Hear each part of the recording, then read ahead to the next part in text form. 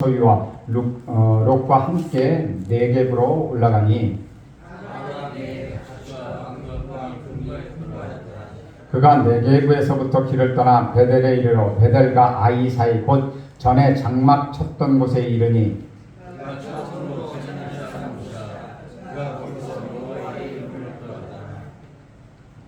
아브람 일행 롯과 양과 소와 장막이 있으므로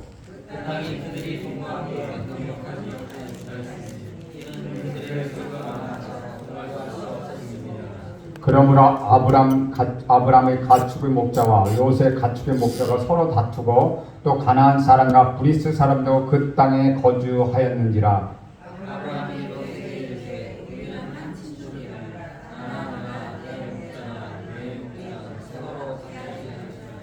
구절 함께 있습니다. 내 앞에 온 땅이 있지 아니하냐. 나를 떠나가라. 내가 좌하면 나는 우하고 내가 우하면 나는 좌하리라. 아멘. 이것은 주님의 말씀입니다.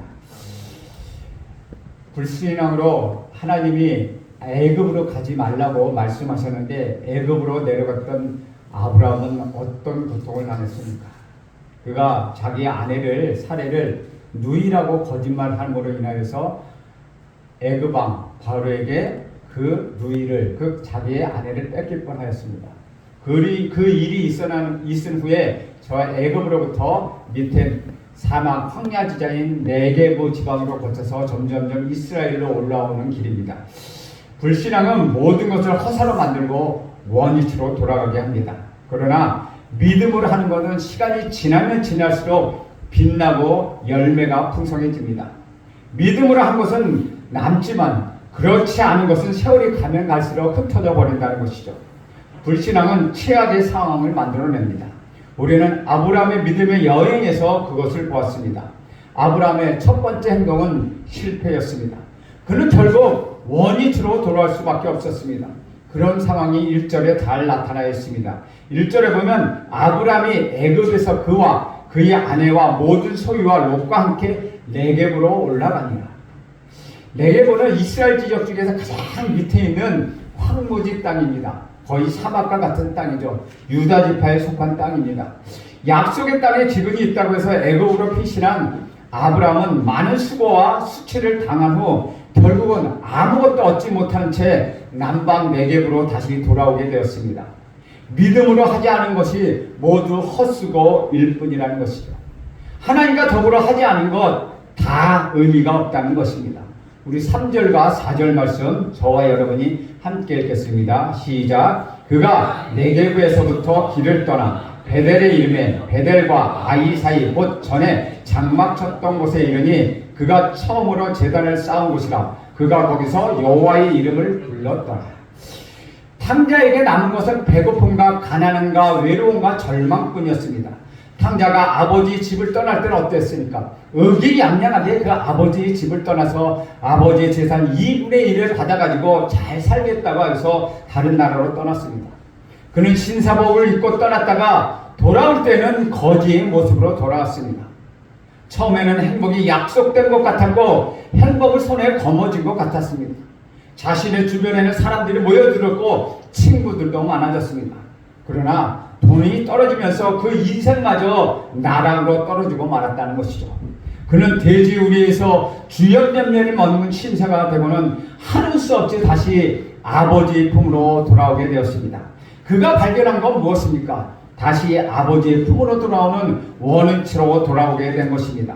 아브라함과 그 일행은 베델로 돌아왔습니다. 그것도 옛날에 장막을 쳤던 곳입니다. 4절에 보면 그것은 처음으로 단을 쌓은 곳이라고 말하고 있습니다. 결국 아브라함이 갈 수 있는 곳은 하나님이 약속하신 땅이었다는 것이죠.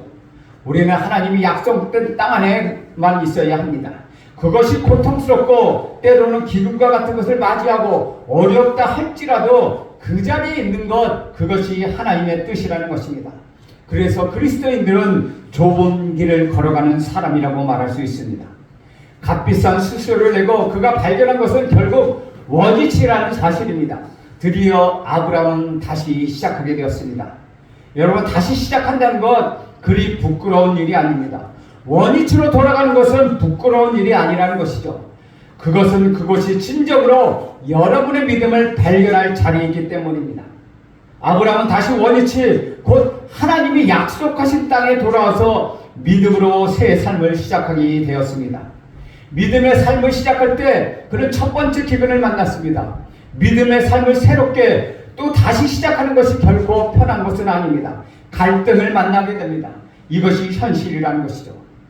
예수를 믿으면 여러분 모든 것이 만사형통됩니까? 그렇지 않습니다. 잘 되지 않는 일 얼마나 많습니까? 예수를 믿으면 환경이 좋아집니까? 결코 그렇지 않다는 것이죠. 환경이나 하나님이나 환경이 바뀌는 것이 아니라 여러분의 마음이 바뀌는 것입니다. 믿음이 있으면 환경을 이겨낼 수 있는 힘이 생긴다는 것이죠. 어떤 환경도 이겨낼 수 있게 되는 것입니다. 어떤 모습도 견뎌낼 수 있습니다. 믿음의 사람은 갈등을 극복하게 됩니다. 우리 7절 말씀 함께 읽겠습니다. 시작. 그러므로 아브라함의 목자와 롯의 가축의 목자가 서로 다투고 또 가나안 사람과 브리스 사람도 그 땅에 거주하였는지라.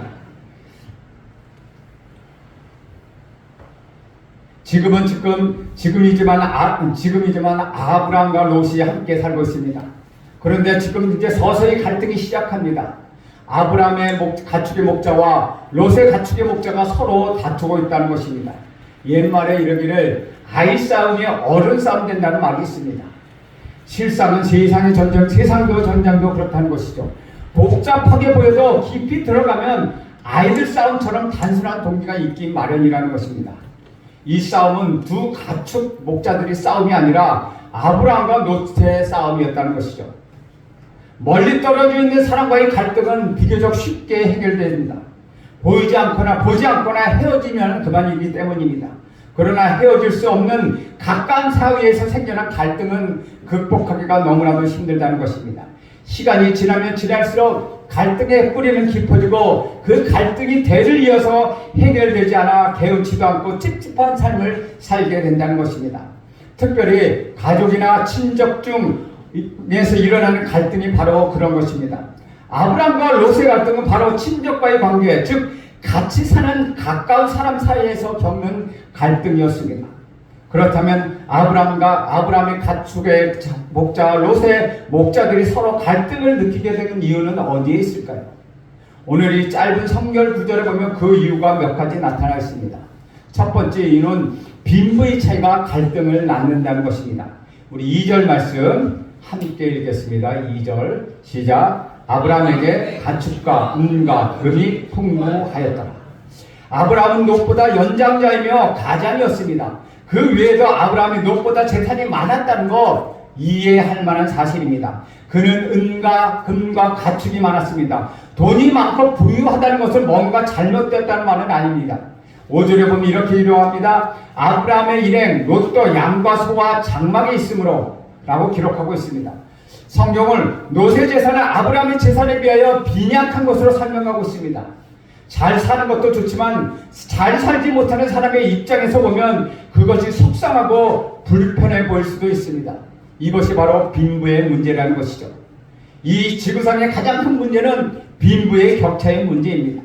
가난한 사람들의 의식 속에는 자신들이 가난하게 사는 이유가 부자들 때문이라고 생각하고 있습니다. 너희가 잘 사는 것은 정직해서가 아니라 나쁜 방법으로 부를 축적한 것이 아니냐라고 말하기도 합니다. 반면에 부자들은 가난한 사람들을 귀히 여기고 사랑하는 마음 별로 없다는 것입니다. 일반적으로 부자들은 가난한 사람을 무시하고 멸시하고 오만하고 교만하게 행하는 경향들을 갖고 있습니다. 그것은 돈뿐만이 아니라는 것입니다. 권력을 가질 때도 마찬가지라는 것이죠. 인간은 조금 잘 나가게 되면 자기보다 못한 사람들을 무시하거나 지배하려고 합니다. 그래서 이것이 계속해서 갈등을 만들어냅니다. 6절에 보면 갈등을 일으키는 두 번째 이유를 발견하게 됩니다. 우리 6절을 함께 읽겠습니다. 시작. 그 땅이 그들이 동거하기에 넉넉하지 못하였으니 이는 그들의 소유가 많아서 동거할 수 없었습니다. 북한에서 형제가 피난 나와서 한 판잣집에 살 때 사랑하며 잘 살게 되었습니다. 그러나 그들이 직업을 갖게 되고 돈을 갖게 되고 결혼하여 아이를 낳게 되면은 그 집이 좁아집니다. 아침에 누가 먼저 화장실을 쓰느냐 이것이 작은 일이지만 그 일로 신경전을 벌이게 됩니다. 신문이 오면 누가 먼저 신문을 보느냐가 문제가 됩니다. 왜 그렇습니까? 작은 공간에서 많은 사람들이 살기 때문입니다. 아브라함도 롯도 공간이 비좁게 되었습니다. 이제 땅을 넓히거나 누군가가 거기를 떠나야 하는 시기가 찾아왔다는 것입니다. 두 목자 간의 갈등이 세 번째 이유를 발견할 수 있습니다. 그것은 대리전입니다. 직접 아브라함과 롯이 싸웠더라면 문제가 좀 쉽게 해결될 수도 있었습니다. 그러나 아브라함의 가축의 목자와 롯의 가축의 목자가 서로 싸웠다는 것입니다. 얼굴 없는 전쟁을 일컬어 대리전이라고 이야기합니다. 전 세계의 많은 전쟁, 예를 들면 러시아와 미국과 러시아, 서방과 사회주의 간의 대리전의 양상에 불과하다는 것입니다. 우리나라의 6.25 동란도 어떻게 보면 자유주의전과 공산주의 간의 대리전이라고 볼 수 있습니다. 대리전은 윤리가 없으며 진리도 없습니다.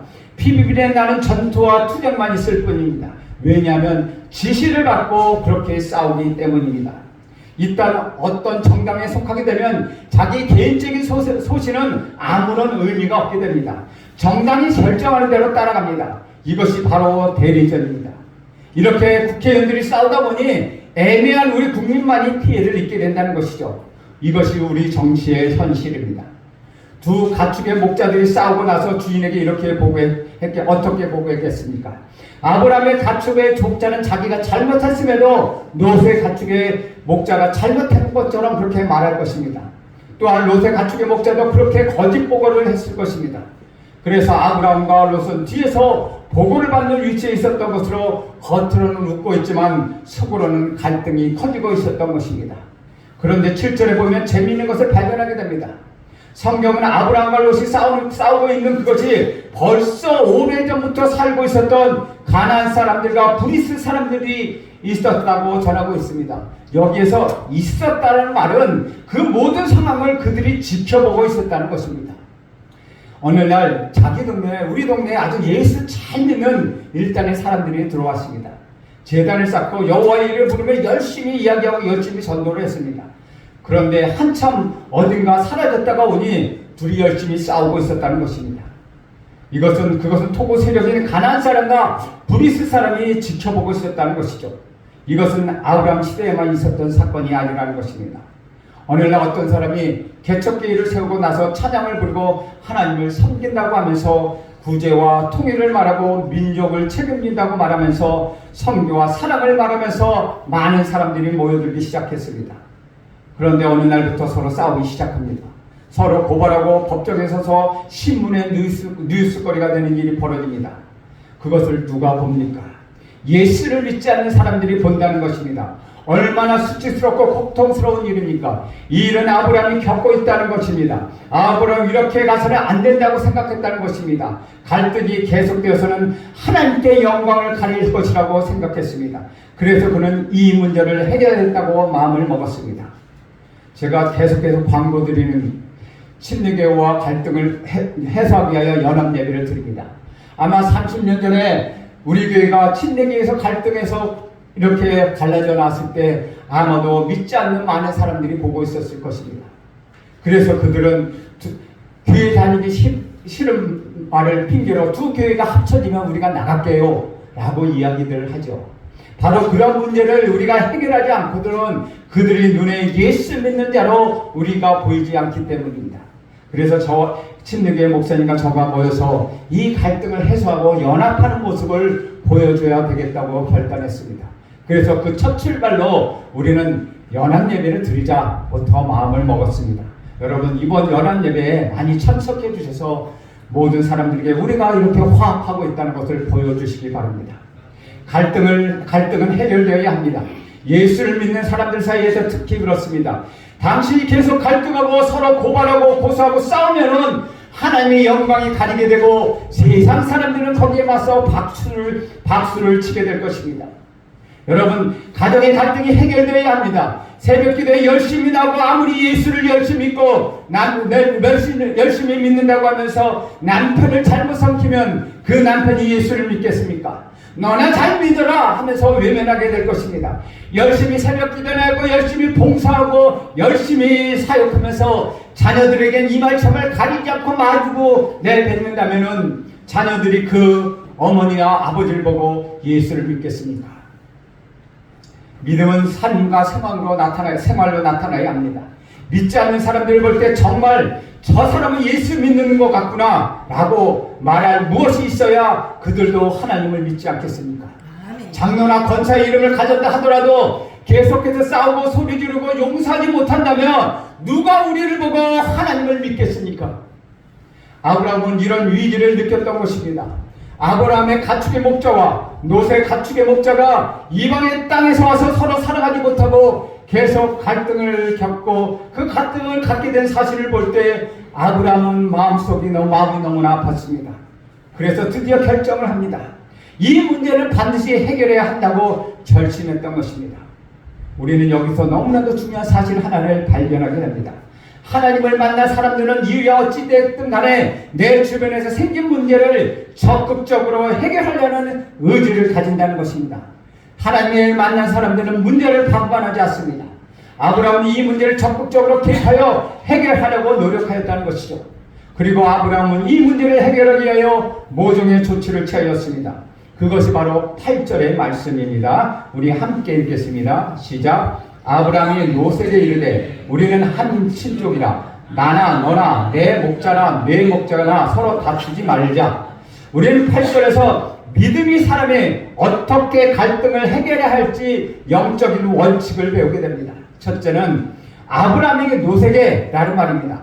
아브라함이 롯이 아브라함을 찾아가지 않았습니다. 믿음이 없는 사람은 해결의 주도권을 갖지 못합니다. 해결되기를 바라는 사람은 믿음 없는 사람이 아니라는 것이죠. 해결되기를 바라는 사람은 믿음 없는 사람은 그것을 해결되기를 바라지 않고 있습니다. 그러나 믿음이 있는 사람은 나이가 많은 사람이 아니라 그것을 해결하려고 어떤 의지를 가진 사람입니다. 여러분 동양의 문화권에 보면 무언가 잘못하면 대부분의 경우 나이 어린 사람이 윗사람을 찾아가서 죄송합니다. 제가 잘못했습니다. 라고 대부분 이야기합니다. 아브라함과 롯도 동양의 문화권에 살던 사람입니다. 그러나 이상하게도 반대로 아브라함이 롯을 찾아갑니다. 문제가 생겼을 때 여러분이 예수를 믿는다는 특징이 어떻게 나타날 수 있습니까? 그거는 여러분이 먼저 찾아간다는 것입니다. 이것이 해결의 실마리입니다. 보통 사람들은 내가 먼저 사과하면 나도 사과할게 라고 말을 하고 합니다. 이것은 믿음의 사람이 아니라는 것이죠. 믿음의 사람은 내가 먼저 가서 사과를 한다는 것입니다. 여보, 내가 잘못했어. 한번 미안해 라고 이야기한다는 것이죠.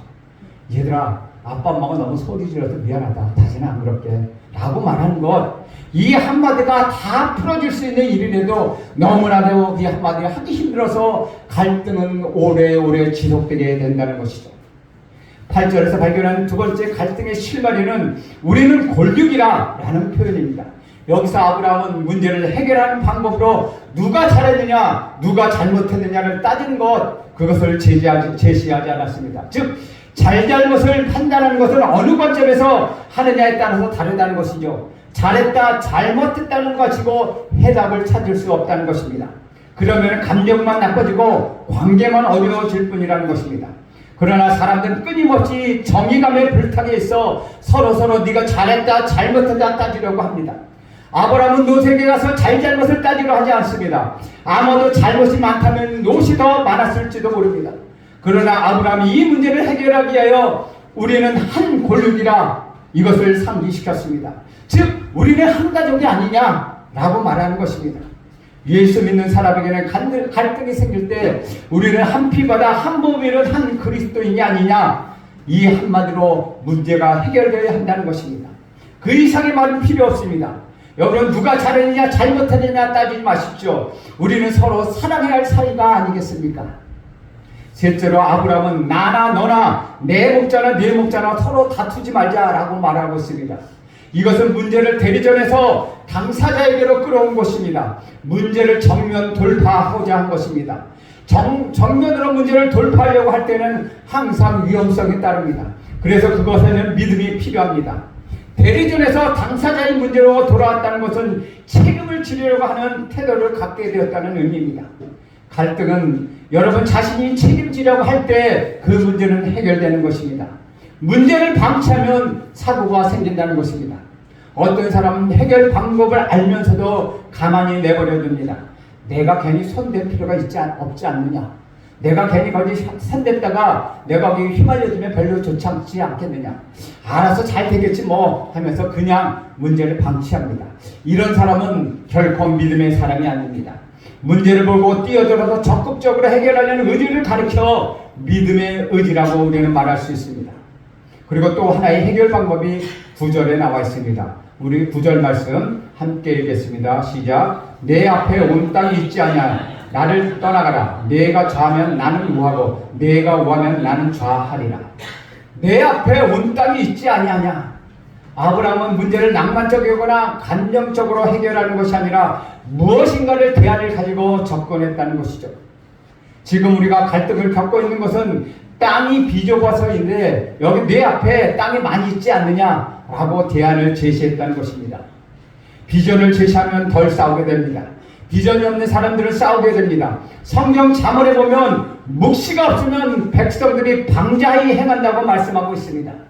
대안이 없는 말을 가리켜 원멍이라고 말합니다. 비전을 제시하지 않는 말은 옳기는 옳지만 불평에 지나지 않는다는 것이죠. 불평도 일리가 있는 말입니다. 결코 틀린 말이 아닙니다. 그러나 그런 말은 상대방에게 상처를 주고 문제를 그르치게 만든다는 것이죠. 이유는 대안이 없는 불평과 원망 때문이라는 것입니다. 아브라함은 여기에 땅이 있지 아니하냐 하고 대안을 제시하고 있다는 것이죠. 두 번째는 나를 떠나라고 말합니다. 결단을 요구한다는 것이죠. 롯에게 너 결단을 해라 라고 말을 합니다. 서로가 붙어서 싸우지 말고 헤어져서 잘 살아보자고 하자는 것입니다. 생각하기는 쉬우나 행동하기는 어렵습니다. 정의는 말하기 쉬우나 정의를 실천하기 어렵다는 것입니다. 이 세상의 시끄러운 이유는 정의를 말하는 사람은 참 많기도 많습니다. 그러나 정의가 왜 실천되지 않습니까? 정의롭지 않은 사람이 정의를 말하기 때문입니다. 그 말이 틀렸기 때문이 아니라 그 사람 자체가 정의롭지 못하기 때문이나 정의를 자기의 무기로 삼으려고 하기 때문이라는 것이죠. 나를 떠나라는 말은 쫓아낸다는 뜻이 아닙니다. 새롭고 과감하게 결단하다는 의미를 담고 있다는 것이죠. 9절에서 우리에게 또 한 가지 문제를 해결하는 방법을 발견하게 합니다. 그것은 이 신리의 양보입니다. 아브라함 여기서 자신의 신리, 자신의 이익을 아낌없이 양보하는 모습을 보여주었다는 것입니다. 손해보기로 결정하면 해결되지 않은 문제가 없다는 것입니다. 자존심을 꺾기로 결정하면 해결되지 않은 문제가 없다는 것입니다. 그렇게 하신 분이 바로 우리 구주 예수 그리스도이십니다. 우리 예수님은 십자가에 못 박혀 죽을 아무런 이유도 없는 분이셨습니다. 뺨을 맞고 비난을 듣고 사람들에게 채찍을 맞고 침뱉음을 당하였습니다. 그런데 그분은 실은 그런 대우를 받을 아무런 잘못이 없었던 분이었다는 것입니다. 그러나 그에게는 인류를 구원하려는 사명이 있었기 때문에 그런 고난을 쉽게 받아들일 수 있었다는 것입니다. 아브라함은 당시 유하면 내가 좌우고 당신이 좌하면 내가 우하리라는 지경에까지 도달했습니다. 그것은 하나님께로부터 한번 크게 혼났기 때문입니다. 아브라함은 믿음의 시련과 실패를 통하여 인생 뒤에는 나의 인생 뒤에는 하나님이 계시다는 것을 그는 조금씩 배워나가기 시작한 것입니다. 싸워서 분열하기보다는 조금 손해를 보더라도 하나가 되겠다는 의지가 바로 믿음이라는 것이죠. 그래서 믿음은 하나님을 신뢰하는 것입니다. 하나님을 바라보는 것입니다. 하나님이 이 문제를 해결해 주실 것을 믿고 나의 이득을 포기하는 것, 그것이 믿음이라는 것입니다. 포기하고 손해보고 자신임을 꺾는 데까지 가는 것, 그것이 바로 믿음이라는 것입니다. 이것은 쉽지 않습니다. 그래서 믿음은 어렵다고 합니다. 그래서 예수 믿는 것 어렵다고 이야기한다는 것이죠. 그러나 이것을 선택할 수만 있다면 여러분은 다른 세상에서 살기 시작하는 것입니다. 여러분이 땅에서 살고 있지만 하나님 나라의 사람으로 변하고 있다는 증거입니다. 우리가 여기서 배울 수 있는 또 한 가지 사실은 아브라함이 이 말을 할 때 감정적으로 그 말을 내뱉지 않았다는 것입니다. 대부분 사람들은 그래 내가 포기하지 뭐 라고 말을 하지만 그 말은 감정적으로 내뱉습니다. 이것은 포기하는 것이 아닙니다. 오기로 그렇게 표현하는 것입니다. 미움은 세상을 변화시키지 못합니다. 오만과 편견도 세상을 변화시키지 못합니다. 오직 사랑만이 이 세상을 변화시킬 수 있다는 것입니다. 본문에 나타나는 아브라함의 태도를 볼 수 있는 것은 노색에 상처를 주지 않겠다는 사실입니다. 그는 어른이었지만 내가 먼저 하렴 하고 싶은 대로 다 해보렴 라고 노색에 양보했다는 것이죠.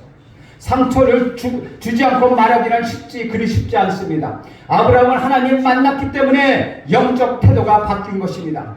양보하면서도 상처를 주지 않고 손해보는 쪽으로 택했다는 것, 그는 지금 하나님을 신뢰하고 있다는 뜻입니다. 나는 너와 승부할 것이 아니라 나는 하나님과 승부하겠다, 바로 그런 이야기입니다. 하나님과 승부를 보겠다는 것, 그것이 바로 믿음이라는 것이죠. 주 안에서 사랑하는 여러분, 지금 여러분에게 갈등이 있습니까?